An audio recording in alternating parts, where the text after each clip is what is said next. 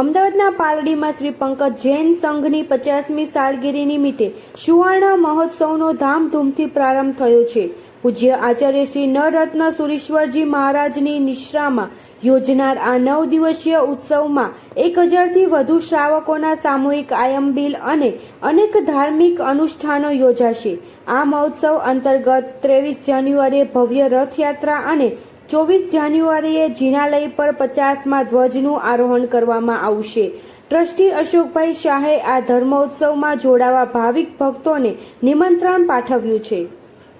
દર્શનની અંદર આ અવસર પીણી કાળમાં 24 તીર્થંકર ભગવંતો થયા છે. ભગવાન ઋષભદેવ થી લઈ 24મા તીર્થંકર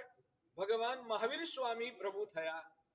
એ 24 તીર્થંકર દરમિયાન ત્રીજા નંબરે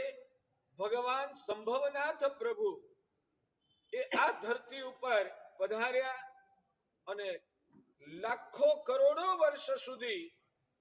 દીર્ઘ આયુષ્યકાળ દરમિયાન ધર્મ શાસનની સ્થાપના કરી, જગતને લોકોત્તર એવા આધ્યાત્મિક જ્ઞાનનું દાન કર્યું અને સંસારના તમામ પ્રકારના બંધનો અને પીડાઓ એનાથી મુક્ત બની શુદ્ધ આત્મ સ્વરૂપનું અનંત સુખ પ્રાપ્ત કરવા માટેનો આધ્યાત્મિક માર્ગ એ આ ભગવાન સંભવનાથ પ્રભુએ જગતને બતાવ્યો. અમારા જૈન દર્શનમાં તીર્થંકર ભગવાન એટલે સર્વોચ્ચ પવિત્ર વ્યક્તિત્વના સ્વામી ગણાય. એ ભગવાન એમની અનુપસ્થિતિમાં એટલે ભગવાન જ્યારે આ ધરતી ઉપરથી તમામ કર્મોનો ક્ષય કરી મોક્ષે પધાર્યા, એ પછી પણ આ જગતની અંદર માનવ જાતને સદાચાર અને સમ્યક જ્ઞાનનો માર્ગ હંમેશા પ્રાપ્ત થતો રહે એના માટે ભગવાને ધર્મ શાસનની જે વ્યવસ્થાઓ ગોઠવી એ વ્યવસ્થાઓ પ્રમાણે આજે અમારો જૈન સંઘ એ મોક્ષ માર્ગની આરાધના કરે છે અને એના આલંબન તરીકે જ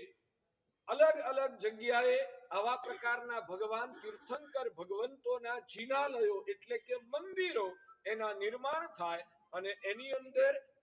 સંત પુરુષો જે હોય છે એ પોતાની સાધના પૂર્વક ભગવાનની મૂર્તિમાં પ્રાણ પ્રતિષ્ઠા કરતા હોય છે અને પ્રાણ પ્રતિષ્ઠા થયા પછી એ ભગવાનની જે ઉર્જા એટલી બધી વિસ્ફુરિત થાય છે અને એનું આલંબન લઈ હજારો ભવ્ય આત્માઓ પોતાના આત્માનું ઉત્થાન કરતા હોય છે. એમાં આ ભગવાન સંભવનાથ દાદા અહીંયા જ્યારે જૈનોનો વિસ્તાર વધતો ગયો ત્યારે અમારા પરમ ઉપકારી ગુરુ ભગવાન આચાર્ય ભગવાન ભદ્રંકર સુરીશ્વરજી મહારાજાએ આ વિસ્તારમાં વસતા જૈનોને પ્રેરણા કરી અને આ દેરાસર એનું નિર્માણ કરાવ્યું અને એ દેરાસરની અંદર એ ગુરુ ભગવંતે સ્વયં